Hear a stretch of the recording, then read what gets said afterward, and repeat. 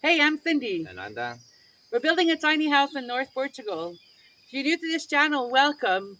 And if you've been with us last week, you already know that we started the work on our roof.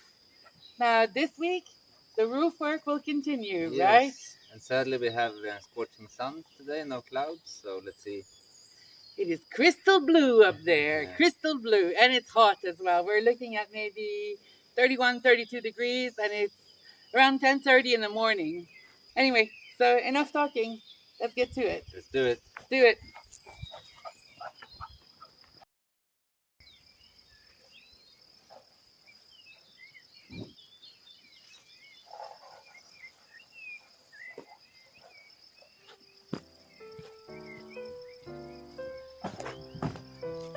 Now, last week you've given you lots of information about the windbreak membrane that we're using. So if you have any questions about it, we'd highly recommend you check last week's video, which is week 19, and then you'll know the best attribute to look for in a good windbreak membrane.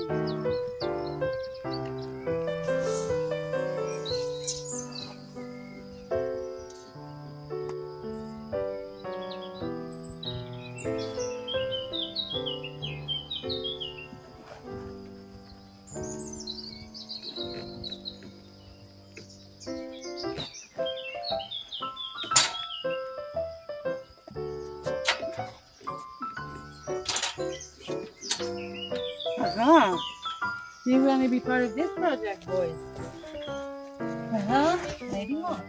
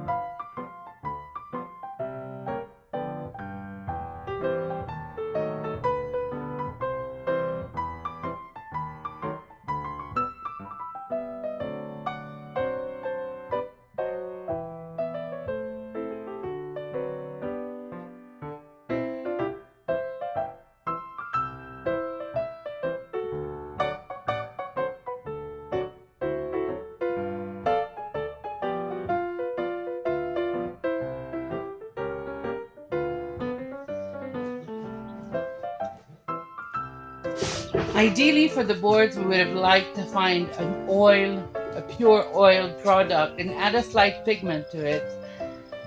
But as you know, finding building material nowadays, it's not easy. So we have to adapt a lot to what's available in shops.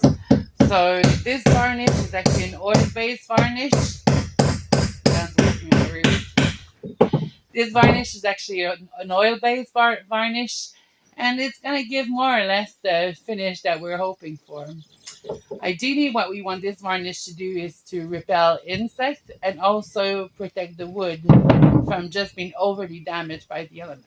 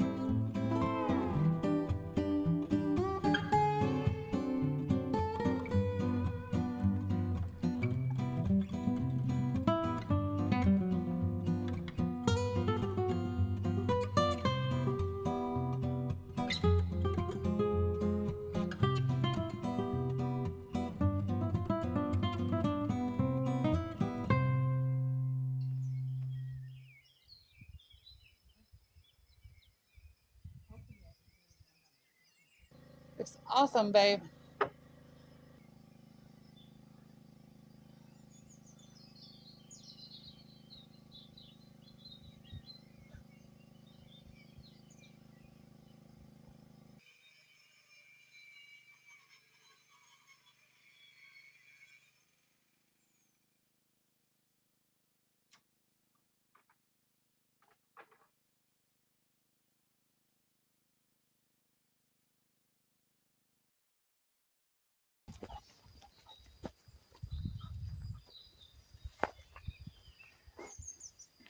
We're now on day 27 of our tiny house build. And today, Dan and I are going to be working separately.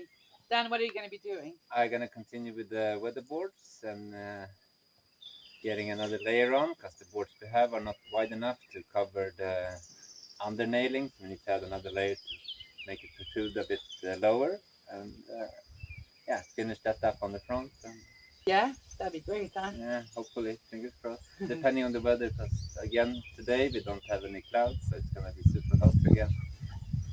So we just have to see. Yeah. Meanwhile, there isn't anything that I can do to help Dan because, frankly, I'm a bit of a risk hazard on the roof. Yeah, really, right? Yeah, really. So, some of you might remember that a while back we started the Chicken Hill project. We built a fence and then we made a foundation for like a chicken cage. Everything all happened at once. We had planned for the material to progressively come to us, but with all the delays and deliveries and things like that that we've had, the chicken cage came more or less at the same time as all the building materials. And furthermore, the first chicken cage that we ordered never came. Yeah. Oh well. But then we were able to find another one that's similar, but doesn't have the same footprint as the initial one that we've ordered. So today I'm going to be working in the chicken area. I'll be extending the foundation. And if all goes well, I might be able to put on that chicken cage up, which means that once we're ready to move in, the chickens are ready to move in as well. Anything else you want to add? No. Alrighty, let's do it. Let's do it.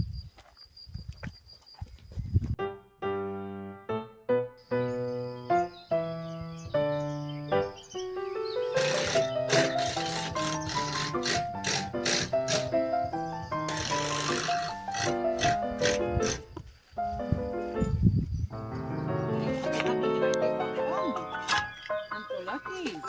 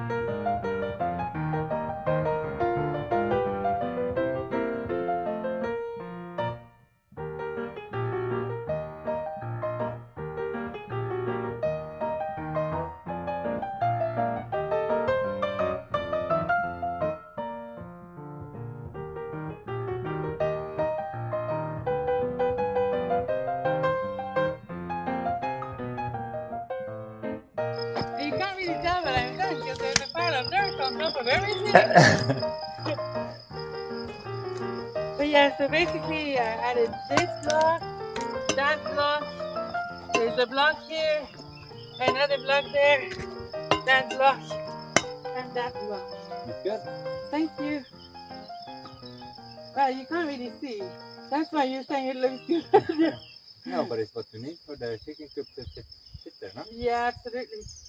No doubt about that. So what I was hoping to do is just finish like shoveling the dirt, and then yeah, and it's level within the two little lines. There you go. Not as level as you make it. Well, it's only level in between the lines. That's what level is. But like yours is like, mine is like. I'm so lucky I had two little helpers, and then they've been very helpful in their own way, keeping me company, you know. So, yeah. No, it was too hot today. I couldn't think straight. How can you? Because you got all the build in your mind, and if you're like constantly thinking, "Oh my God, am I dying? Am I dying?" And then it's impossible. But At least I managed to bend the metal. that's that. And then you did the drip board for the head of the roof. That's so much, eh? Yeah. Oh, it's finicky work. It's finicky. Would be easier if it's not so freaking hot. Hey, it is so hot, guys. You have no idea. And I guess like if you follow other YouTube channel in Portugal, especially I suppose in the central part of Portugal, these poor guys, like they must be dying right now. Yeah. We're really hot here, but I can't imagine how these guys are feeling. Yeah. I've been saying it's brilliant. And even like so there's a waterfall in our village, and usually it has like a really heavy flow, and we've seen it last summer because we came here on holiday. And that waterfall has steady water going through, and right now not so much. Some, but it's not massive. But... No, I think it's going to be a dry summer, which is not awesome for our farmer neighbors. No. And yeah, not super awesome for us, but it is what it is. I mean, if you want to have cold, you move to Alaska. Guys, not joking. It's now 6:30, and I don't know if the camera will catch it, but it's 36 degrees. That's 6:30. This is crazy. Oh well, that's Portugal for you in June. Imagine July and August. We're now on day 28 of our tiny house build, and Dan's on the roof. He's installing the Windbreak membrane. Now today is a much better day to build. Right now in the house it's around 22 degrees, and Google predicts temperature up to 36, however. Meanwhile, I'm going to try a new product to us, which is linseed oil. I'll be varnishing a few more boards and just check out how they're turning out. Apparently, this little product is wonderful at preventing termite infestation because once they bite in it, the soldiers or the termite soldiers are supposed to die within 7 days.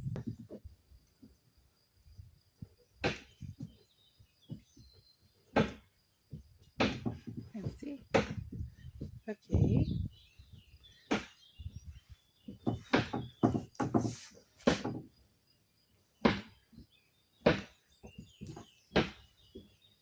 In terms of comparison with the varnish, I'd say this product is a bit more fluid.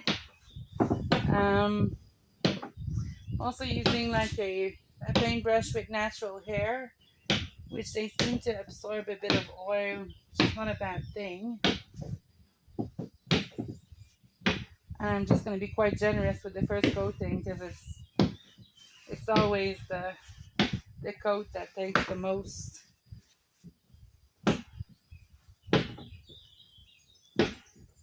The noise that you're hearing in the background, it's Dan stapling.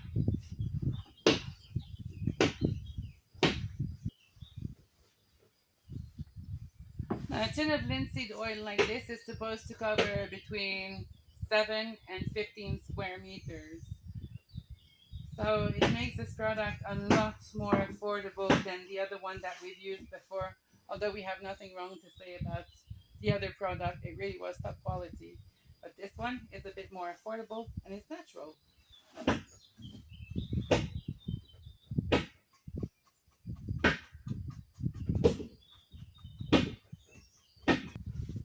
Now, how these boards will age is a bit of a mystery, but let's hope they don't stay too shiny.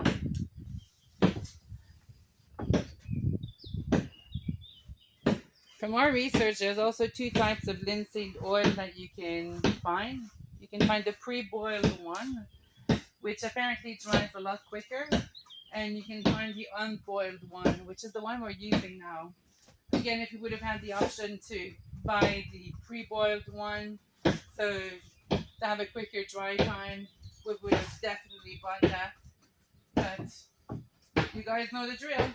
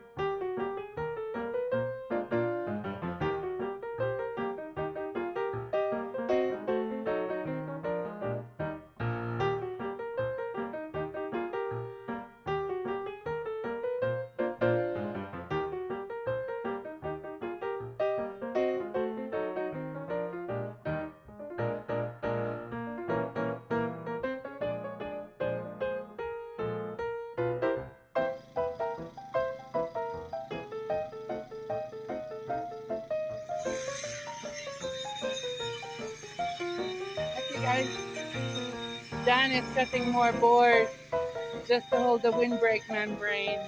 But I'm setting up the chicken cage. Once I'm done, it should look kind of like this. I hope the camera will pick it up. So it has, yeah, it's 3 meters times 1 meter. And with this, we think that we can fit around maybe 5 hen and a rooster. So, yeah, let's see how it goes. I'm certainly not a pro at installing these kind of things. And I can't say that these instructions are amazing either. Usually, IKEA boy just puts things together. But he can't be at 2 places at once, so let's do it.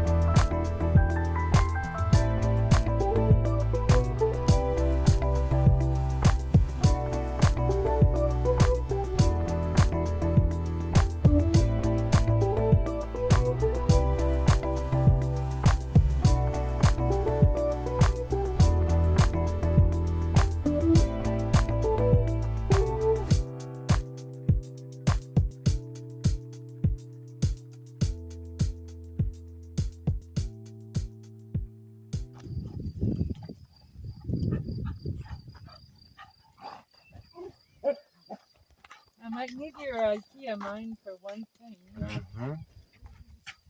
Night's falling, yeah? Yeah, I packed up my stuff. So I've got a hole that sits there. I've got a hole that sits there. I've got a hole that sits there, but it doesn't fit here.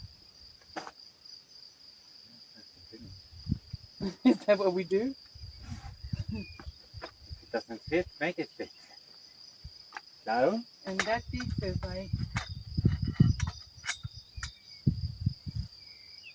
see what I mean? So you kind of need an angle that goes up for the roof, and you need one straight that goes at the bottom, and one straight that goes in the other. And then I've tried. Very complicated. That one is super complex. I flipped it around every possible way. Okay.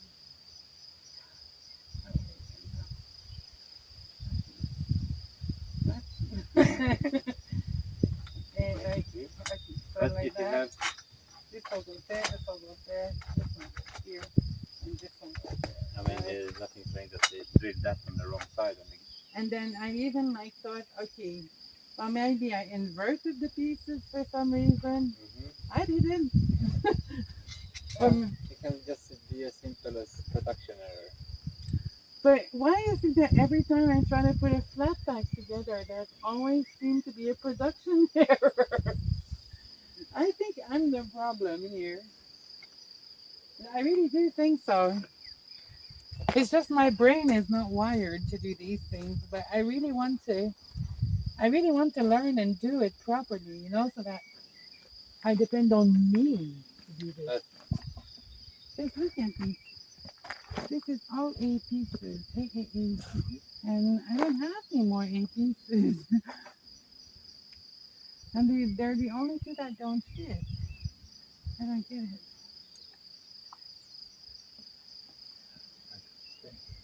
I say that it's a lot of holes that drilled in different positions on each of these things. Yeah. So it's easy when you just stand in a factory with the turning that piece around and drilling holes. Well, I'm gonna put that in the shed then. Oh, 229. 29.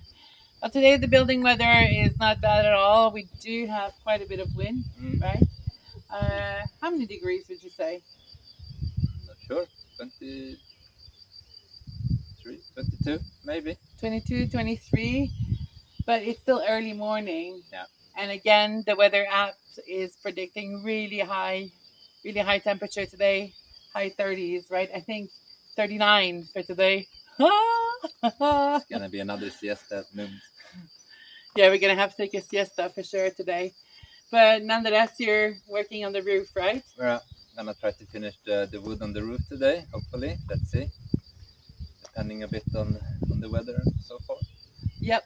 And I need to figure out what's wrong with that hole that doesn't align on our chicken cage. I don't get it. It's been just puzzling my brain all night long. But let's see. Yeah. Let's see. So day 29, let's get it going. Let's do this. Let's do this. They're turning out great, the boards with the linseed oil. So. Yeah, you think?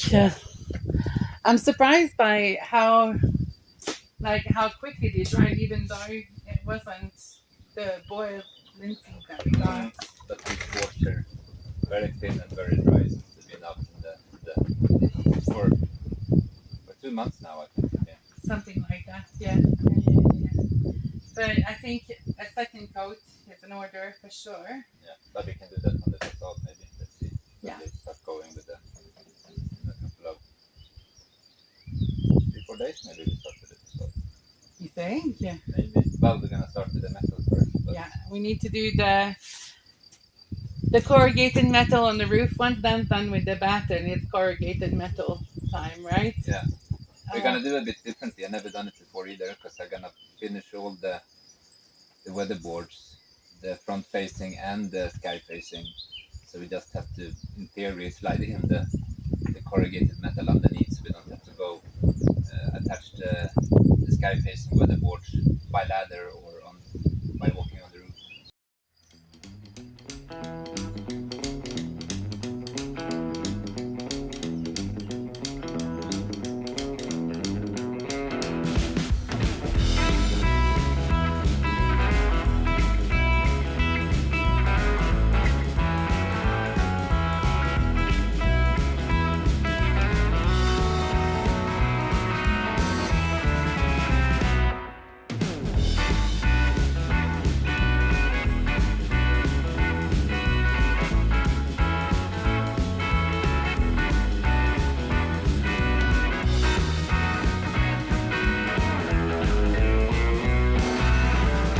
37 degrees and it is now 6:20 in the evening. We just came back from the fiesta. The worst roadblock in the history of our building career. It's insane. It feels like we're working in an oven. It generally does. Oh well.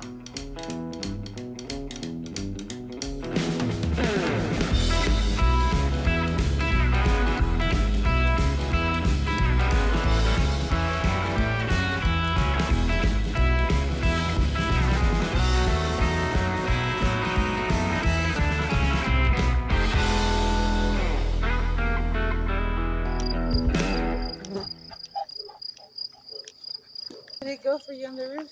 Yeah, I think I'm done with the battens, depending on how well the side weatherboard screws into the end of the battens. It's great.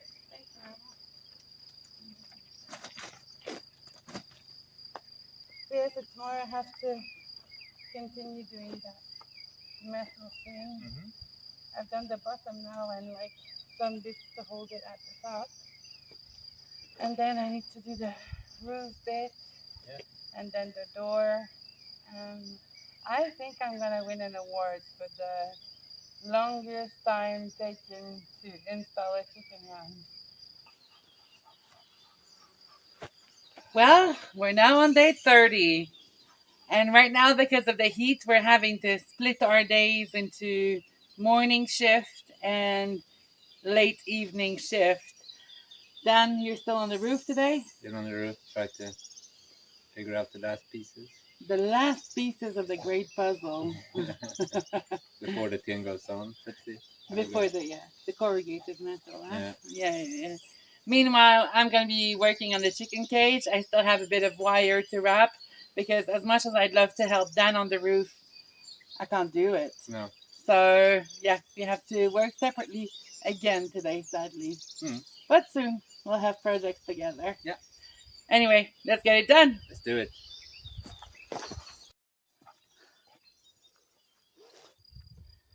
This will be our roof. A part of our roof, really, right? Mm-hmm. And you're just trying to figure out the spacing and where to put the mosquito netting and also the drip board, right? Yeah. Alrighty. I'll leave you thinking because that requires a bit more time with your thoughts to get this done the way you want to. Mm-hmm. So I'm going to be on the chicken hill.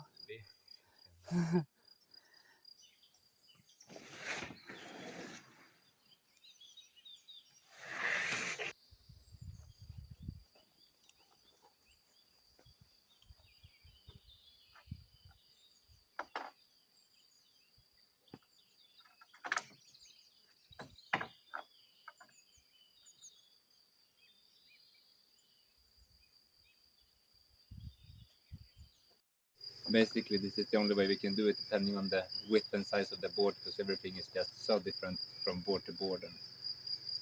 And anyhow, we're drilling holes, putting mosquito net in the back, so we're at least eliminating wasps and stuff coming in. Although, I mean, we can never be 100% sure it's gonna be wasps' nest here and there, and flies building nests and mosquitoes and whatnot. So, but at least we can try to keep them away from the main part of the roof and let them have their congregating spot where there's no insulation or stuff like that. So, although we're gonna clad it in as well, the undernailing, we're gonna have kind of the similar technique, but we're gonna leave a gap in between the boards to get the airflow there as well. But we're gonna have a mosquito net in the gap. But we'll show those guys once we're at that part, right? Yeah. Definitely. So for now, basically, you drew a line, you measure what looks to be around 5 centimeters between each hole, and then you're just drilling through, and then you're putting a mosquito net, which is just your standard mosquito netting. And then in Canada, we use this for patio door. And then drill and screw a batten from underneath on. This is the top end of the board, and we drill it in just in line with the top of the board, and then we simply just hang it from the top and screw it in place. And then that kind of creates, since we already have the roof going up, and this is laying this direction, and we're protruding it a bit to have the ventilation airflow. We're having a centimeter like that almost. So here we're hanging the board, and then the metal roof is coming here and stopping on, laying on the 1 centimeter here, but stopping on there. So we don't have any backfall or rainfall pushing in Exactly. when it's raining hard. Exactly. So it stops there. Probably it's a very clever way to do it. So one way to do it, you can do it many ways, but especially when we have so low pitch of the roof, we're running the risk when the wind coming from that direction and rains, we're running the risk that the rain is going to push up underneath the weatherboards. So we need to have some sort of backing that we know it's only going up to that board, and then reverting back to on the roof. Yeah.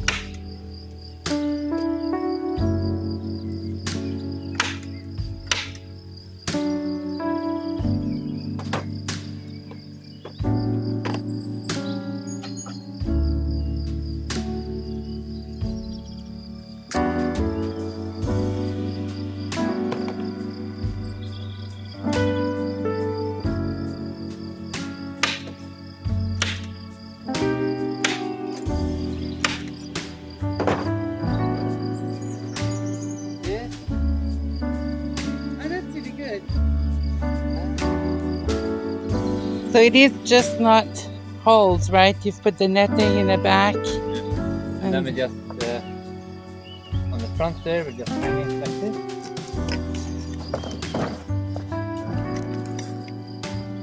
And then the underroofing is coming exactly, stopping here, so the holes are ventilating from the underneath. Clever, super clever.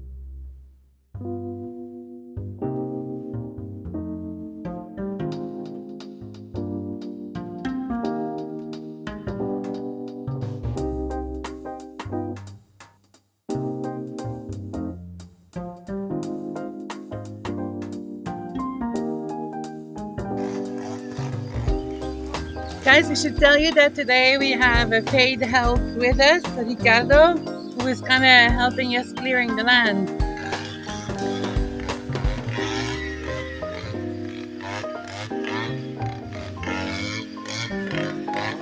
Good.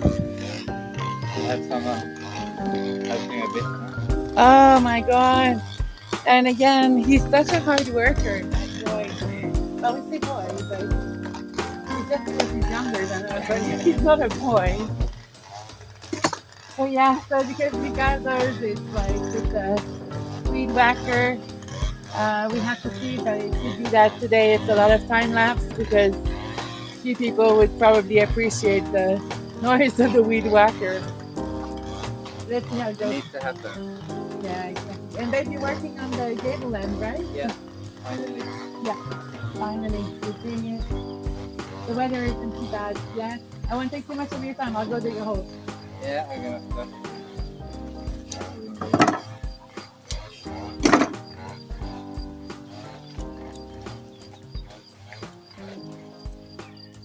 So we bought 2 hammocks. They're pretty neat. We found them for €13.95, which was a bargain to us because we've been looking for hammocks for quite some time. And the last price that we got was €134 with the support. Now there's no way that we're spending €268 on two hammocks. It's just not feasible. But €13, that we can do. However, it does mean that I have to dig some holes just to put some support in. And this is what I'll do while Dan's on the roof.